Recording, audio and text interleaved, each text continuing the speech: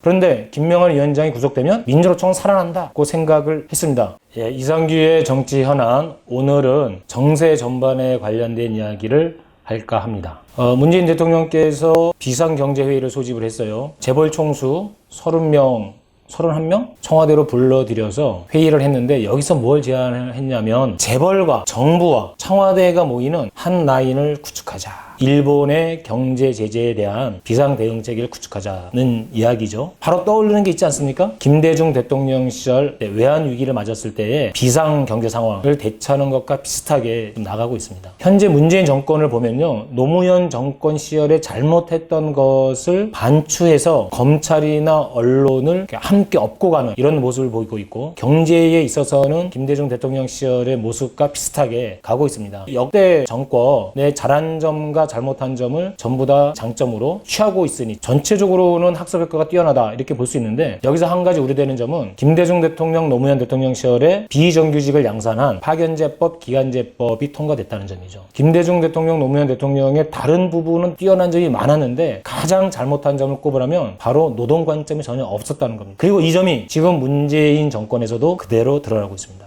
이 활용 점정은 민주노총 김명환 위원장 구속이죠. 저는 영장 청구가 되었을 때 김명환 위원장은 반드시 구속된다 생각했습니다. 왜냐하면 노동 쪽은 물론이고 빈민, 농민 여러 곳에서의 투쟁 양상이 점차 격화되고 있었기 때문에, 이 격화되고 있는 투쟁을 대하는 치안당국, 사법당국의 입장에서는 김명환 위원장을 구속함으로써 잠재우려 할 가능성이 아주 농후했기 때문이죠. 그런데 김명환 위원장이 구속되면 민주노총은 살아난다고 생각을 했습니다. 역시 예상대로 민주노총은 살아났습니다. 거대한 투쟁의 물결이 일어났고, 더 중요한 것은 국민들의 여론이 민주노총을 비난하는, 그래서 민주노총을 고립시키는 쪽이 아니라 그 반대가 됐다고 하는 겁니다. 결국은 정부는, 그리고 사법당국은 그 여론의 역풍에 부담을 느낀 나머지 6일 만에 김명환 위원장을 풀어주게 되고, 풀어주자마자 바로 공공부문 대규모 파업 투쟁이 벌어졌습니다. 정말 감격적인 광화문의 장면이었죠. 그리고 이 파업에 대해서 교장 선생님도, 아이들도, 주변 사람들도 오히려 이 파업을 지지했습니다. 불편해도 괜찮아. 얼마나 끝냈습니까? 1년 전하고 한번 비교해 보십시오. 최저임금을 갖고 민주노총이 완전히 고립됐죠. 그때의 사회적 분위기에 비하면 180도 바뀐 겁니다. 어떻게? 실제 공공부문이 파업에 나섰기 때문에, 비정규직이 파업에 나섰기 때문에, 김명환 위원장이 구속되었고 풀려났기 때문에 이 힘이 강력하게 작용한 것이다. 다시 말하면 촛불로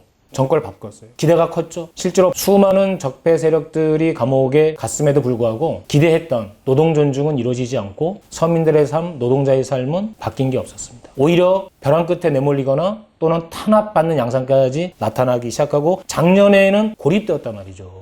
문재인 정권까지 나서서 민주노총 때리기를 했는데, 이제는 이것을 우리의 힘으로 바꿔낸 겁니다. 결국 김명환 위원장 구속은 문재인 정권으로서는 자충수를 둔 것이다. 우리 서민들의 힘, 민중진영의 힘, 진보진영의 힘으로 정세를 반전시킨 현재의 흐름이 피부로 느껴집니다. 이 정세를 하반기까지 끌고 가서 하반기에 20만 총 걸기를 성사시키느냐 여부에 따라서 촛불 정신이 이어지느냐 그렇지 않느냐가 판가름 날 것이다. 그리고 여기에 더해서 DMZ에서 실제 회담은 북미가 주도했지만 3자가 만났죠. 물론 이 대목 문재인 대통령 박수 쳐줘야죠. 근데 실제로 이것을 만들어낸 용기를 내서 DMZ까지 왔던 북미 정상에게는 정말 큰 박수를 보내주고 싶습니다. 이 사건이 김명환 위원장 구속 그리고 공공파업 이 기간에 일어났다는 것, 그리고 이것이 민중지형 자체의 힘으로 정세를 반전시켜 나가는 한가운데에서 타는 불에 기름 붓는 격으로 작용하게 되죠.